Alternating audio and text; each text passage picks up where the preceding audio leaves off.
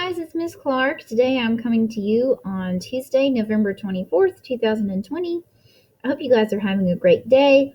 So now that everyone is remote, I can talk a little more freely about what we're doing today. So, our I can statement is I can determine the central message, lesson, or moral of a story, and I can answer questions about a text to demonstrate my understanding of the story.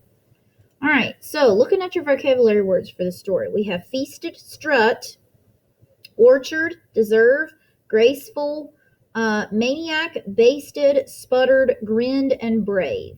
Okay, so think about the lesson from yesterday when you're thinking of these vocabulary words, and we can act them out as I read the story. So before we read, we're gonna think about what the problem and the character and the solution and stuff like that. So, what is the problem in the story from yesterday? Okay. So, what does the character do about the problem? And then, what does the character learn? And then, what can we learn from the story? Or what moral or lesson does the story teach us? Okay. So, you can be thinking about those as you're reading.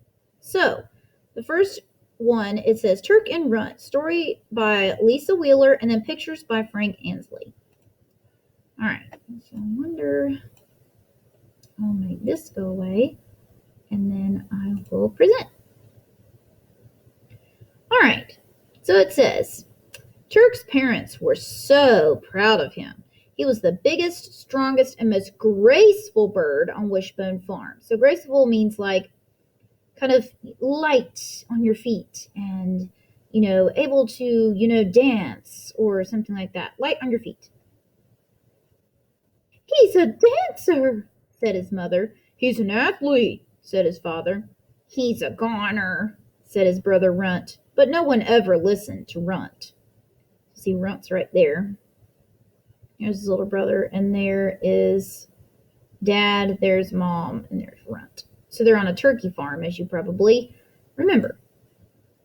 Every year, the farm animals looked forward to the excitement of autumn. Carloads of people came to pick red, ripe apples from the orchard in September. Folks arrived to choose plump orange pumpkins from the field in October. And come November, it was turkey time. One by one, the fattest, roundest turkeys were chosen. Chosen for what? Asked Turk. To be the lead dancer in Swan Lake, said his mother. To play in the Thanksgiving Day football game, said his father. To be roasted and gently basted, said his brother Runt. But no one ever listened to Runt. So roasted and basted means like someone puts like gravy or something on you and you get cooked. So basically, Turk is going to be cooked. So every morning in November, the family watched Turk practice his dance steps. 1, 2, 3, lift. And every afternoon, the family watched Turk practice his football moves. 16, 23, 47, hike. He's getting stronger, said his mother. He's getting bigger, said his father. He's getting juicier, said Runt. So there's Runt again, looking dissatisfied. 2 days before Thanksgiving, Madame Waddell, the famous ballet instructor, arrived at Wishbone Farm. She came to choose a turkey.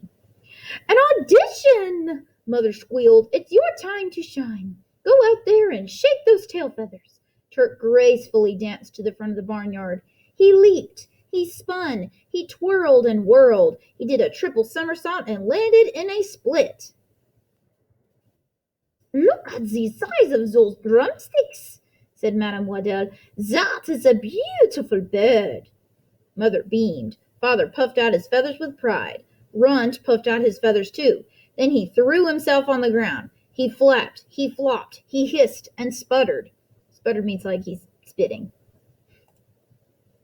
He gobbled like a maniac as he chased Madame Waddell out of the barnyard. Sacre bleu! Screamed Madame Waddell. These birds are crazy! And she drove far, far away from Wishbone Farm. No Swan Lake, cried Mother. No starring role, cried Father. No roasted Turk with chestnut dressing, cried Runt. Hooray! But no one ever listened to Runt. Day before Thanksgiving, Coach Giblet of the Crow City Corn Shuckers came to pick out a turkey. "This is your big chance," said Father. "Get out there and strut your stuff." So strut your stuff means show off. Turk sprinted to the front of the barnyard. He bobbed, he weaved, he tackled and dived. He mowed down every turkey who got in his way. "That's one healthy-looking bird," said Coach Giblet. "Only the biggest and the best for my team." Father grinned proudly. Mother got tears in her eyes. Runt got tears in his eyes, too. Then his beak began to drip. He coughed. He wheezed. He sniffed and sneezed. Achoo! He fell to the ground in a hacking fit of quivering feathers. "Good gravy!" shouted the coach as he hopped back onto the team bus. "These are very sick birds. The corn shuckers deserve better." Then he sped far, far away from Wishbone Farm. "No football contract!" cried Father. "No TV commercials!" cried Mother. "No Turk sandwich with cranberry sauce!" cried Runt. "Hooray!" But no one ever listened to Runt. It was Thanksgiving morning. Turk's family heard the put-put-put of a little old car. Out of the car climbed a little old lady. "Maybe she's a little old talent scout," said Father. "Maybe she's a little old dance instructor," said Mother. "I hope she's a little old vegetarian," said Runt. Father and Mother pushed Turk to the front of the barnyard. "Show her what you got." But before Turk could perform even one pirouette, which is a dance move, the little old lady scooted him aside. "Aha!" she exclaimed, pointing at Runt. "Exactly what I've been looking for. This bird is just the right size for me." Poor Runt. He knows what's going to happen. "What?" cried Mother. "Him?" cried Father. "Help!" cried Runt. But no one ever listened to Runt, so he ran. He ran behind Father. "Don't let her eat me!" He ran behind Mother. "Hide me, hide me!" He ran behind Turk. "I'm too young to be basted." Turk saw the look in the little old lady's eyes. He saw the drool on her lips. He saw the fork in the little old lady's pocket. He saw the roasting pan in her back seat. Runt had been right all along. "Work with me, Runt," Turk instructed, "or your goose is cooked." Turk bobbed and weaved. Runt flapped and drooled. Turk leaped and twirled. Runt coughed and wheezed. Runt gobbled like a maniac while Turk dived down and tackled the little old lady's shoes. "Stuff and nonsense!" cried the little old lady, climbing back into her car. "I wouldn't eat these birds if they were the last turkeys on earth." And she's driving away. That day, as the family feasted on corn and alfalfa, they had much to be thankful for. "I'm thankful we're all together," said Mother. "I'm thankful for 2 brave sons," said Father. "I'm thankful for such a smart brother," said Turk. "We're not out of the woods yet," Runt warned. "Come December, folks begin planning their holiday dinners." "Dinners that include stuffing?" asked Mother. "Dinners that include gravy?" asked Father. "Dinners that include me?" asked Turk. "Over my feathered body," Runt said. "We're not plucked yet. I have a grade A plan." And this time, everyone listened to Runt. As you can see, they're little snowmen people. All right, so central message. Remember, we're doing the central message of the story, which is the lesson the author is teaching you.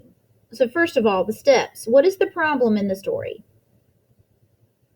Well, the problem is that they take turkeys and eat them. And they're trying to get rid of Turk. And nobody's listening to Runt. Number 2, what does the character do about the problem? Well, he scares away Runt scares away all the people that want to eat Turk.